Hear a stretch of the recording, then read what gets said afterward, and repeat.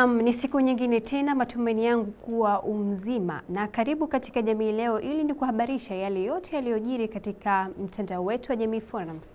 Mimi ni Hasnali na moja kwa moja tunaanza na habari yetu ya kwanza, ambapo ni mwendelezo wa kesi namba 458 inayomkabili Maxence Melo yaahirishwa kwa kukosa ushahidi. Ikiwa leo ni tarehe 16 ya mwezi Januari mwaka 2017, kesi namba 458 yenye makosa mawili yanayomkabili mkurugenzi mtendaji wa Jamii Media Maxence Melo imetajwa katika mahakama ya hakimu mkazi Kisutu. Kesi hiyo imeahirishwa hadi tarehe 16 Februari mwaka 2017 itakapotajwa tena kwa hakimu Nongwa. Sababu ya kuahirishwa ni kwamba upelelezi haujakamilika. Na katika takwimu kuhusiana na habari hiyo, maoni zaidi ya 17,000, asilimia 56 wamedai kesi ya domain haina mashiko. Asilimia 44 wamedai sheria za makosa ya mtandao ipo kihila. Katika baadhi ya maoni ya wadau, Tindo anasema hizo sheria za mtandao zipo kihila zaidi na wala sio kwa nia njema kama inavyotamkwa. Ni kweli kuna zenye mantiki, lakini sehemu kubwa zinazofuatwa ni zile zinazolinda watawala na wala sio zile zenye faida kwa wananchi. Travis naye amesema kama kosa ni usajili wa domain, mbona nchini zipo tovuti nyingi tu na hazikamatwi? Ipo namna. Na tunaelekea katika habari yetu ya pili, ambapo inahusiana na hiyo kesi. Mwanahisa wa Jamii Media Mike Mushi ahojiwa na polisi leo hii. Mmoja wa wenye hisa katika kampuni ya Jamii Media inayoendesha mitandao ya Jamii Forums na Fikra Pevu, Bwana Mike Mushi amehojiwa na jeshi la polisi kituo cha Kati jijini Dar es Salaam.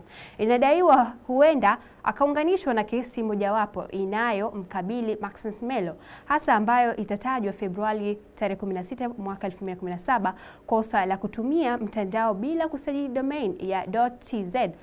Mike aliruhusiwa punde baada ya kupewa dhamana. Katika takwimu, maoni zaidi ya 15,500, asilimia 65 wamehusisha suala hili na hujuma, na huku asilimia 35 wameitaka mahakama kulinda uhuru wa maoni na sio kukamata wadau wa mitandao. Mwakatobe anasema walio nyuma ya hii kesi wanaonekana wana lengo la kuwatisha wamiliki ili wasiandikiwe maovu yao. Wanasahau kuwa ni sisi wanachama ndio tunawamulika washindwe. Wabala naye anasema Jamii Forums inawasaidia kupata yanayojiri kwa jamii. Hebu waache kuwa kama sungura, sizitaki mbichi hizi. Na tunaelekea sasa katika hoja ambayo inahusiana na maisha. Mtoa hoja anasema ushauri wa haraka na kunywa pombe sana nina msongo wa mawazo. Hoja inasema maisha haya hayana mwenyewe. Anasema alikuwa mtu mwenye kujiheshimu sana, kuwashauri watu juu ya matendo mema. Aliishi na kujitahidi kuwa mfano wa kuigwa, lakini sasa mambo yamegeuka. Chanzo ni msongo wa mawazo uliosababishwa na kukosa upendo wa wazazi, hasa mama na hata ndugu zake.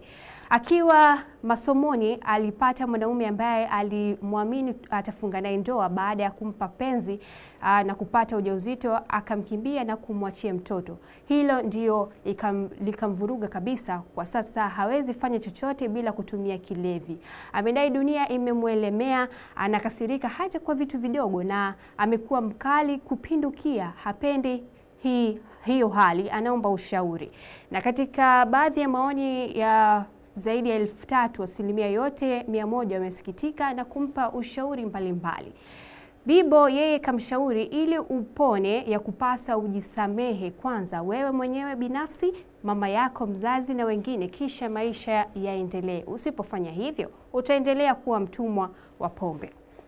Naye Makondeko Ujiji anasema pole sana, na muomba Mungu akufanyie wepesi katika kila linalokusibu. Acha pombe cause hiyo ndio inayokuongezea matatizo. Nami ndivyo ambavyo navyokamilisha Jamii Leo siku hii ya leo. Jina langu ni Hasnali na kusihi usiache kutufuatilia katika mitandao yetu ya Instagram, Facebook, Twitter pamoja na YouTube. Nikutakie wakati mwema.